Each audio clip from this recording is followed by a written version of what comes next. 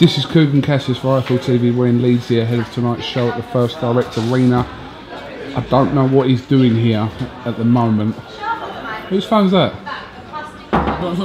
He's got I think that's De Niro's phone. Has he got a picture of me on it? some ugly sword, yeah. Careful. With me, I've got the WBA Super Bantamweight Champion, Scott Quigg. No, Scott. Very good. Yeah?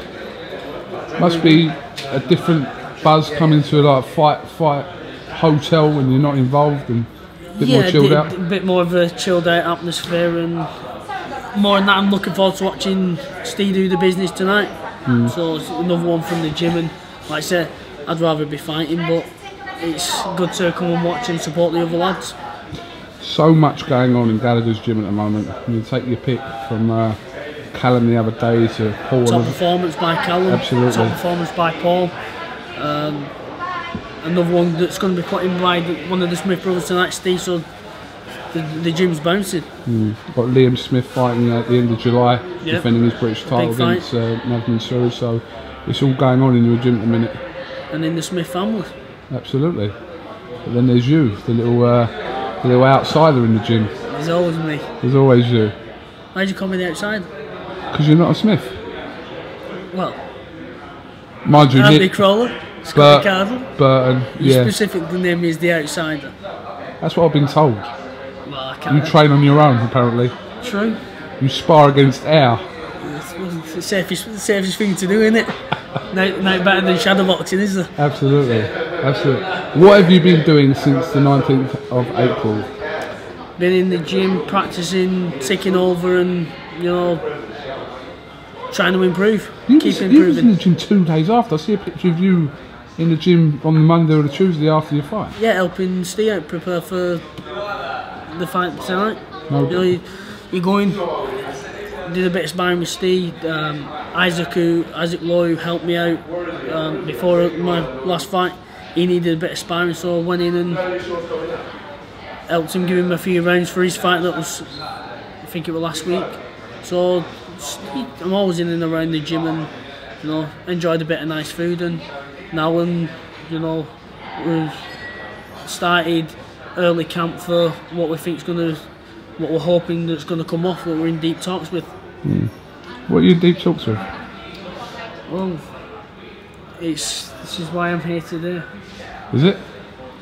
Could be, or it could be not.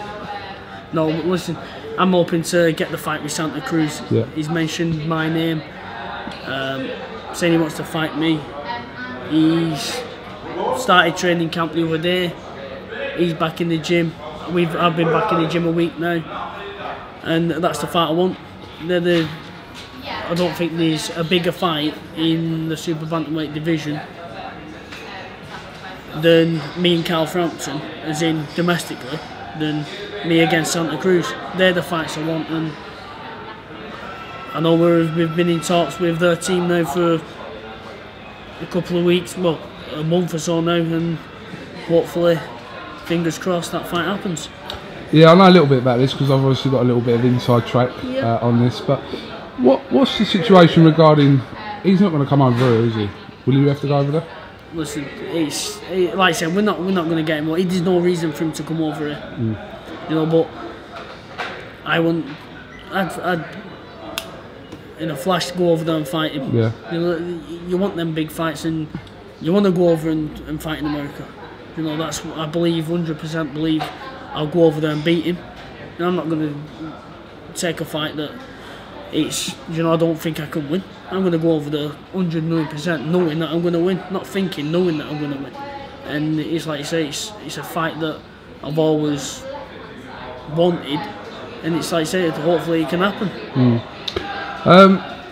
There was some talks that I haven't spoke to Eddie properly about this, and we'll talk to him about this in a little while, but there was an apparent offer from Hennessy Sports for you and Kid Galahad to fight. Obviously, a lot of this is nothing to do with you. This is offers are put in or fights are talked about, but you're just in there, you'll just fight whoever. You're basically being told you're going to fight. But I'm at the top of the tree. Yeah. So offers are going to come in that want to, people are going to make offers. It's about what's What direction am I looking at you in? What do you mean? I'm looking forward. Right, I'm not looking behind. Okay, so. And he's behind. You know, they can make the offer. These are, you know, we've made offers to Southampton. You know, people make offers and it's not as they can make the offer, but at this minute, it doesn't have anything in my plans. The fight I'm after is a Santa Cruz fight. But alright, just say the Santa Cruz fight wasn't on the horizon. We know it is. We know there have been talks. If it wasn't the horizon, at this stage of your career and where Kid Galahad is in his career, is that a fight personally that interests you, or you would entertain thinking about? Don't really know. Then there's the Southampton, Kiko Martins. Like you're looking, who has he fought at European level? Kid Galahad. You tell me, who did he win the European title off? Okay. I'm not disrespecting any fighter, because anyone who gets in the ring, including, you know, your journeyman, anyone who steps in that ring deserves 100% credit for getting in there, because I tell you, it's the hardest thing to do. Now, you know, I'm not looking behind. I'm looking at the fights, and I want the big fights. I've fought and earned the right and put myself in the position to, you know, potentially get these fights signed and sealed. So that's all I'm looking for. So not to say in the future he you know, puts in a few good performances and beats someone of note and gets himself up. He's not ranked in any of the world rankings. I don't have to, you know what I mean? So it doesn't interest me in the slightest.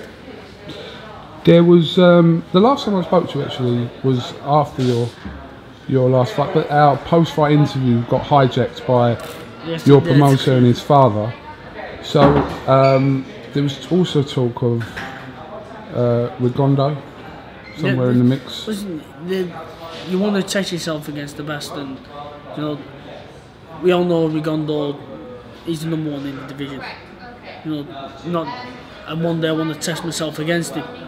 And the day I do get in the ring with him, I'll get in the ring with him believing I can win. So, it's like I said, the fight that really excites me and interests me is the Santa Cruz fight and the Southampton fight. You know, they're the two fights that, you know, and you've also got Kiko Martins. That's a fight that excites me as well. So they're the sort of names I want and the fights I want. So, like I said, is it? Rigondo's kind of put on a pedestal as the standout super bantamweight in the world. Would you put him on a different level to them opponents that you've just mentioned there in Santa Cruz, obviously Martinez, Frampton? Yeah, is he at a completely different level to them? He's on a different level to them, yeah. You only have to look at what he did to Nito Donaire.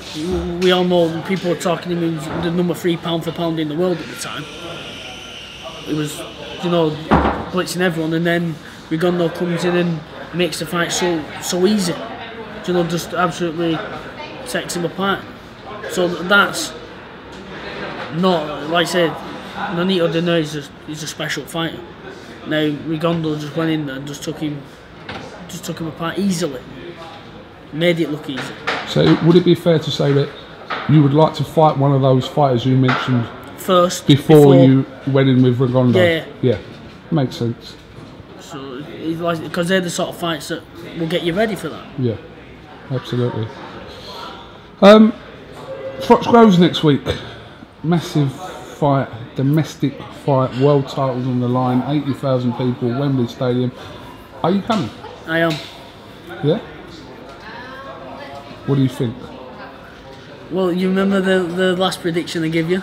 Which was? Go back and in the car, when you did the interview in the car, and I said to you, don't be surprised if Froch touches down and goes through some sticky patches, but he'll come through them and he'll get the stoppage later on. Oh, I'm not disputing you said that, I can't remember. But, because I always believed that he had the power, but not only the power, the speed and timing to catch Froch and hurt him, because it's the shock factor, and that's what it was in the first round. he throws the shots well that Froch is open to. So, but I do think he underestimated Groves last time, and this time I think Froch is gonna within 6 or 7 rounds.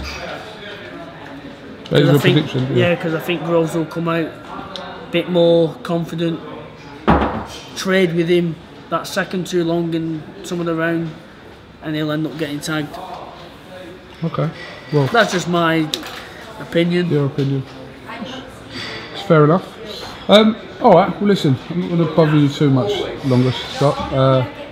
Thanks for talking to us. When do you anticipate you being in the ring again? What month? Could be in the ring tonight on the photo at the end. Yeah. Why are they when Steve's got the silver belt above his head. Okay. When do you anticipate you having another fight with an opponent in the ring again, Scott? In the ring. August, September. September, August. Yeah. Okay. All right. But still got to stay in the gym and keep improving. Definitely. Keep learning. You're a proper gym freak, aren't you? Got nothing else to do. I live a boring life. I've heard like off the record, you are like a bit of a geek with it, like, you know. You gotta like you haven't basically got, your life is basically Bev and the gym and a little bit of Joe Gallagher. That's it. And my mum. Don't forget your mum. Absolutely. Absolutely. Well, listen, you get one shot at this, so you make the most of it. And there's one thing that you can't get back once it's gone, which is time. So always use time wisely. Okay. Well, talking of time, thanks for giving me 11 minutes 59 seconds of yours. No, I didn't use that time wisely. What would you have been doing if you hadn't been talking to me? Talking to Joe Forbes? Possibly. Yeah, well, what could he have told you any different, really? This has been helpful for me. Yeah. Maybe not for you, but it's been helpful for me. Scott Quigg, thanks for talking to IFL TV. Thank you. I was only joking when I said that, you know, the title had gone to your head a bit. Didn't mean it, really. Stay humble, as Anthony Joshua says. Cassius, Scott Quigg, IFL TV, thank you very much.